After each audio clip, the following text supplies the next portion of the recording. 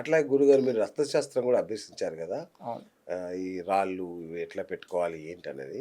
అసలు అవి ఎట్లా పెట్టుకోవాలి గురుగారు రాళ్ళు? రాళ్ళు మనం పెట్టుకోవడం కాదు, రాళ్ళే మనల్ని పెట్టుకుంటాయి. ఓహ్! అంటే మనం చూస్ చేసుకుంటాయి. ఆ! అంటే మీరు గమనించి ఉండొచ్చు, ఈ సమాజంలో చాలామందికి ఈ జ్యోతిష్యం మీద నమ్మకం లేదు అని చెప్పేవాళ్ళు కూడా ఈరోజు రాళ్ళ ఉంగరాలు ధరించడం మనం చూస్తున్నాం. అవును.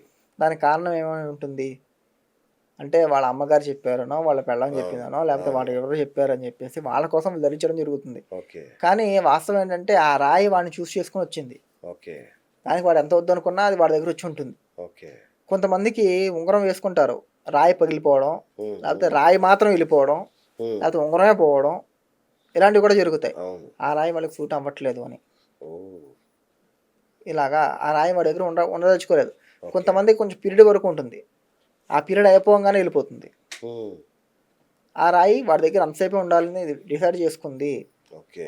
అవి మన చేతిలో ఉండవండి. అవి రత్నశాస్త్రం చెప్పినట్టు ఆ రాళ్ళ చేతిలో ఉంటాయవి. ఓకే. ఎవరికి ఏ రాయి సూట్ అవుతుందనేది అవే చూస్ చేసుకొని రావడం అనేది జరుగుతుంది. హ్మ్. ఇంకోటి ఈ రత్నాలనేవి కూడా చాలా గొప్ప సైన్స్ దాగి ఉంది వీటిలో కూడా. హ్మ్. ఎందుకంటే మనం మాణిక్య వీణ ఉపలాలయంతి అని చెప్పి సరస్వతిని పొగిడేటప్పుడు, లేకపోతే కౌస్తుభమణిధార అని చెప్పి విష్ణుని పొగిడేటప్పుడు, ఇలా ఏ దేవతను పొగిడినా వాళ్ళకి ఏదో ఒక రత్నంతోనే మనం పొగుడుతున్నాం ఈరోజు. ఓహ్! అంటే రత్నాలన్నీ దేవతల దగ్గర నుంచి కూడా ఉన్నాయి. అవును. ఓకే. రత్నాలకు అధిపతి ఇంద్రుడు. ఇంద్రుడి హ్మ్. దగ్గర నవరత్నాలు కూడా ఇంద్రుడి దగ్గర ఉన్నాయి. హ్మ్. అంటే దీనికి కారణం ఏంటంటే, రత్నాలు ఇవాళ నిన్న వచ్చినవి కావు. అప్పుడు కృష్ణుడికి నీలాపనింద వచ్చింది గూడా ఇది సమంతకమణి. శమంతకమణి అది గూడా అది రత్నమేగా? రత్నమే. ఆ! అది రూబీ. ఈ అచ్చా! కాలంలో రూబీ ఆ! అనమాట అది. రూబీ. పెద్ద అచ్చా! అచ్చా! ఇదేం కాదు. ఓకే. ఓకేనా. అంటే ఇవేంటంటే రత్నాల్లో ఇవన్నీ కూడా మనకి పూర్వం నుంచి కృష్ణుడైనా 5000 సంవత్సరాలు అంతే. ఆ! కానీ అంతకు ముందు నుంచి కూడా ఎవరైతే సృష్టి మొదలైన సమయం నుంచి కూడా ఈ రత్నాలన్నిటికి కూడా ఒక ప్రాముఖ్యత మన దాంట్లో ఇచ్చారు. ఓకే. ఈవెన్ మోక్షం అనేది ఏదైతే ఉందో అది మొత్తం రత్న ఖచ్చితంగా ఉంటుంది అని చెప్పేసి కూడా చెప్పడం జరిగింది మన దేవుడా! శాస్త్రాల్లో. ఆ! అందువల్ల ఈ రత్నాలేంటంటే సైన్స్ వీటిలో ఉన్న సైన్స్ దాగి ఉందేంటంటే, ఈ రత్నాల్ని మనం ఈ వేలుకే వేసుకోవాలి అని హ్మ్. చెప్పి పర్టిక్యులర్‌గా చెప్తారు. ఆ! ఆ వేలు ఆ గ్రహానికి సంబంధించింది. ఎందుకంటే, ఆ గ్రహానికి ఉన్న తత్వము, ఆ వేలుకున్న తత్వం ఒకటే. అంటే ఓకే. పంచభూతాలలో ఇది 2 తత్వాలు ఒకటి సమాన తత్వాలుగా ఉంటాయి కాబట్టి, మన 5 వేలు 5 ముఖ్య గ్రహాలు. మనకి జ్యోతిష్ శాస్త్రంలో ముఖ్య గ్రహాలు 5 ఓకే. ఏవేవి? శుక్రుడు, శుక్రుడు, గురుడు, గురుడు, సూర్యుడు, చంద్రుడు, శని. శని. ఓకే. వీళ్ళు 5 గ్రహాలు చాలా ముఖ్యమైన వాళ్ళు. ఓకే. దీంట్లో కుజుడు. పాపగ్రహాలుంటాయా? పాపగ్రహాలు, పుణ్యగ్రహాలంటారు. అవును. పాపగ్రహాలు, పుణ్యగ్రహాలు అంటే ఇక్కడ పాపగ్రహాలంటే ఏం కాదు. హ్మ్. వాస్తవికంగా ఏంటంటే గ్రహాల్లో 2 రకాలు. ఒకటి దైవ సంభూత గ్రహాలు, హ్మ్. ఇంకోటి రాక్షస సంబంధిత గ్రహాలు అని చెప్పి. అచ్చా! అచ్చా! ఓకే. తామస గ్రహాలు, సాత్విక గ్రహాలని పాపగ్రహాలు, పుణ్యగ్రహాలు అని చెప్పేసి అచ్చచ్చ! చెప్పడం ఓకే. జరిగిందనమాట. ఓకే. అంటే ఏదైతే ఎక్కువ నెగటివిటీని ఇస్తాయో వాటిని పాపగ్రహాలు, హ్మ్. ఏవైతే ఎక్కువ పాజిటివ్‌నెస్ ఇస్తే పుణ్యగ్రహాలు అని చెప్పి. ఓకే. ఓకే. ఆ లెక్కన చూసుకున్నట్టయితే రాహు, కేతు వీళ్ళంతా రాక్షస స్వభావం, శని ఓకే. వీళ్ళంతా ఎక్కువ నెగెటివ్ చేస్తారు. వాళ్ళని పాపగ్రహాల కింద పరిగణించడం జరుగుతుందనమాట. రైట్. రైట్. ఇక్కడ ఏంటంటే ఈ మన రత్నాల్లో కూడా సూర్యుడి యొక్క కిరణాలు, చంద్రుడి యొక్క కిరణాలు మన దేహంలోకి ఆ రత్నంలోంచి వెళ్ళి మన దేహాన్ని స్పృశించినప్పుడు మన దేహంలో కొన్ని యాక్టివిటీస్ జరుగుతాయి. ఓకే. వాటి వల్ల వాళ్ళకి మంచి జరుగుతుంది. ఓహ్! ఫర్ ఎగ్జాంపుల్ పుష్యరాగం ఒక రాయి పెట్టుకున్నారనుకోండి. ఆ రాయికి సంబంధించిన నరం మన బ్రెయిన్‌కి కనెక్టివిటీ అయ్యి ఉంటుంది. సో, అది పెట్టుకోవడం వల్ల వాళ్ళ కెరియర్‌లో గ్రోత్ పెరుగుతుంది. ఎందుకంటే ఓకే. వాళ్ళు ఎక్కువ ఆలోచించడం, స్మార్ట్‌నెస్ హ్మ్. అవన్నీ పెరుగుతాయి కాబట్టి వాళ్ళ కెరియర్‌లో గ్రోత్ కనిపిస్తుంది. ఓకే. అదే పచ్చ పెట్టుకున్నామనుకోండి ఎమరాల్డ్, అది వ్యవహార జ్ఞానానికి గొప్ప రత్నం అది. అది ఓకే. పెట్టుకోవడం వల్ల బిజినెస్ బావుంటుంది. బిజినెస్‌కి ఏం కావాలి ఎక్కువ? మాట్లాడడం కావాలి. అవును. మాట్లాడకపోతే బిజినెస్ అవ్వదు. అవును. ఆ మాటలు ఆడికి రావాలి. కరెక్ట్ మాటలు సరైన పద్ధతిలో వాడికి రావాలి అంటే ఎంబ్రాయిడరీ పెట్టుకోవడం వల్ల ఆ మాటలు రావడం అనేది కూడా జరుగుతుందనమాట. ఓకే. అందువల్ల బిజినెస్ డెవలప్ అవుతుంది. రైట్. సూపర్. అన్నీ సైన్స్‌తో కూడిన గొప్ప ఇది. అయితే రష్యశాస్త్రానికి సంబంధించి మనం మళ్ళొకసారి కూర్చోవాలి యాక్చువల్‌గా. అయితే గురుగారు మీరు ఈ పెళ్లి ముహూర్తాలవి పెడతారా? మా ప్రేక్షకులు గనుక అడుగుతే? పెట్టిస్తాను. ఆ! వాళ్ళ వివాహం చేయాలంటే గూడా వెళ్తారా? వెళ్తాను. ఓకే. వెళ్తారు. జ్యోతి అది మన వీళ్ళ ఇది ఇది మన ఈ గ్రహాలు రాశులకు సంబంధించి చార్ట్ ఏదో రాస్తారు కదా, అవును. వాళ్ళ ఏంటిది మన జాతక చక్రం జాతక చక్రాలు వేస్తుంటారా? అవి కూడా వేసిస్తాం. Okay, okay, okay, right. ఒకవేళ ఎవరైనా మా ప్రేక్షకుల ఇంటికి వెళ్ళి వాళ్ళకి ఏమైనా చేయాలన్నా మీరు చేస్తారు. చేస్తాం. వండర్ఫుల్, వండర్ఫుల్ గురుగారు. సో సో పెళ్ళికి సంబంధించిన ఇవి సందేహాలు మాకున్నాయి. ఇంకా మీరు ఏమన్నా చెప్తా అంటే చెప్పొచ్చు. ఇంకా మా ప్రేక్షకులకి పెళ్లి చేసుకునేటప్పుడు తీసుకోవాల్సిన జాగ్రత్తలు. పెళ్లి చేసుకున్నప్పుడు తీసుకోవాల్సిన ముఖ్య జాగ్రత్తలు జాతకాన్ని సరిగ్గా పరిశీలించిన చేయించడం.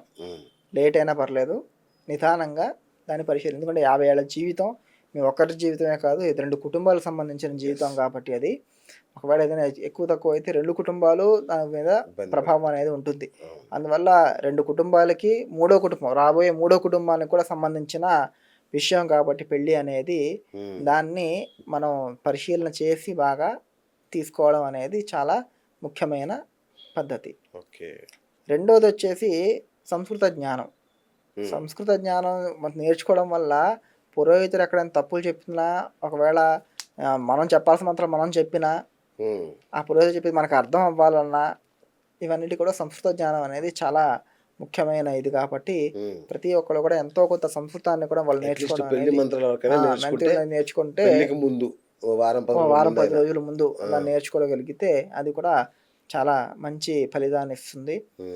మూడోది వచ్చేసి వధూవరుల్లో ఆధ్యాత్మికత. పెళ్ళి అనేది ఒక ఈవెంట్ కాదు. ఇప్పుడు ఈవెంటే. పెళ్ళి అనేది ఒక ఈవెంట్ కాదు, అది ఒక సంస్కారణ. జన్మనా జాయతే శూద్ర సంస్కారాత్ ద్విజ ఉచ్యతే అని చెప్పారు. పుట్టినప్పుడు ప్రతి ఒక్కడు శూద్రుడే. ఓకే. పుట్టినప్పుడు ప్రతి ఒక్కరు శూద్రులే. వాడికి ఇచ్చే సంస్కారాల మీద వాడు ఎవరు అనేది తెలుస్తుంది అని శాస్త్రాలు చెప్పింది. ఈరోజు మన సమాజంలో ఇంకో పెద్ద కాంట్రవర్సీ ఏంటంటే కర్ణుడిని అందరూ కూడా వెలివేశారు. కర్ణుడు తక్కువ జాతిలో ఉన్నవాడని చెప్పేసి వాడిని ఇచ్చేశారు అని. అక్కడ పెద్ద వాస్తవం ఉంది. కర్ణుడు పుట్టింది క్షత్రియ కడుపులోనే, కానీ వాడికి అయిన సంస్కారాలన్నీ శూద్ర సంస్కారాలు. అందువల్ల వాడు శూద్రుడిగా పరిగణించబడ్డాడు.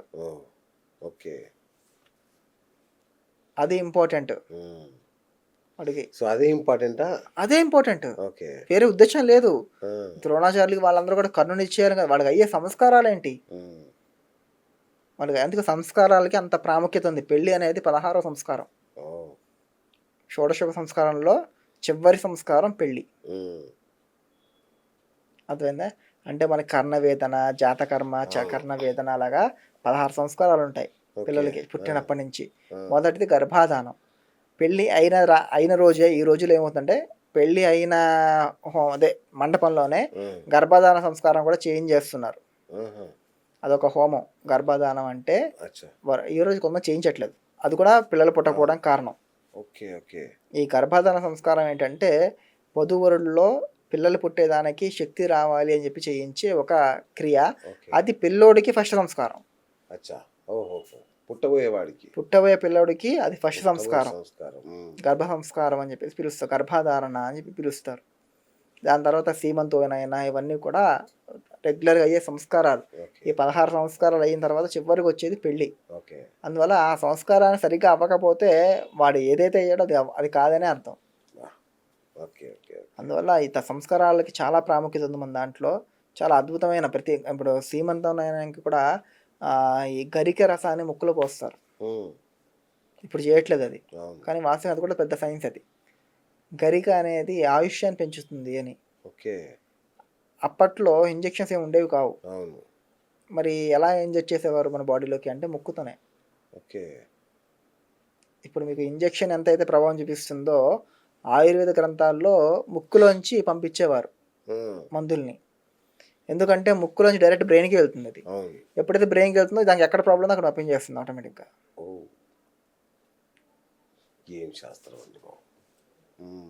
అది ఆయుర్వేద శాస్త్రంలో అంత ముక్కు అంత ఇవన్నీ కలిపి మన సంస్కారాలు చేశారు. ఒక ఆయుర్వేదం, ఒక జ్యోతిష్యం, ఇవి రెండు కలిసి మన సంస్కారాలు, మన లైఫ్ స్టైల్ని డిజైన్ చేయడం జరిగింది.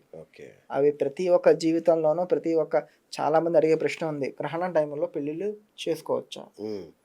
కొంతమంది చాలా పంతంగా గ్రహణం రోజే ముహూర్తం పెట్టుకుని గ్రహణం రోజే పెళ్లి చేసుకోండి, మాకేం కాలేదు. అనేవాళ్ళు ఉన్నారు ఈ కాలంలో. ఉన్నారు ఉన్నారు. దానికి నేను వాళ్ళ ఒకే ప్రశ్న, ఇప్పుడు మీరున్నారు సార్, సిగరెట్ తాగితే పోతాం. పోతాం. ఈరోజు ఒక 40 సిగరెట్లు కూర్చొని కాల్చేయండి, నీకేమైనా అవ్వలేదు. సిగరెట్లు తాగితే ఆరోగ్యానికి హానికరం కాదు స్టేట్మెంట్ ఇస్తారా? ఇవ్వంగా. ఎందుకు ఎవరు? అది ఎట్లాగ ఇట్ కిల్స్ అది ఇవాళ కాకపోయినా స్లోగా. రేపో ఎల్లుండో ఎప్పుడో అప్పుడు అది చంపుతుంది. ఇది కూడా అంతే. గ్రహణ సమయంలో వాళ్ళు పెళ్లి చేసుకున్నారు, ఇవాళ మాకేం కాలేదు అంటే వాళ్ళకి ఇవాళ ఏం కాకపోవచ్చు, తర్వాత ఉంది ముందుంది ముసళ్ళ పండగ. వాళ్ళ పిల్లలకి ఎఫెక్ట్ అవ్వడమో, ఓకే. అవిటి పిల్లలు పుట్టడమో, బా. మ్మ్. ఇవన్నీ కూడా ఉంటాయి ఓకే ఓకే. సో ఇట్లాంటి జాగ్రత్తలు తీసుకోవాలి పెళ్ళి. ఖచ్చితంగా. రైట్. థ్యాంక్ యూ గురుగారు. చాలా చాలా అద్భుతమైన విషయాలు నిజంగా. అంటే మేము ఎప్పుడు విని ఎరగని విషయాలు చెప్పారు మీరు. సో ఇట్లాంటి విషయాలు మళ్ళీ ఇంకా మళ్ళీ నెక్స్ట్ రత్నశాస్త్రం కావచ్చు, తర్వాత వివాహం తర్వాత జరిగే సమస్యలు, వాటికి పరిష్కారాలు మళ్ళొకసారి మనం తెలుసుకుందాం గురుగారు. థ్యాంక్ యూ అండి. Thank you for coming. So చూసారు కదా, ఇది ఇవాళ బిఎస్ టాక్ షో. నేను మీ బిఎస్ సైనింగ్ ఆఫ్.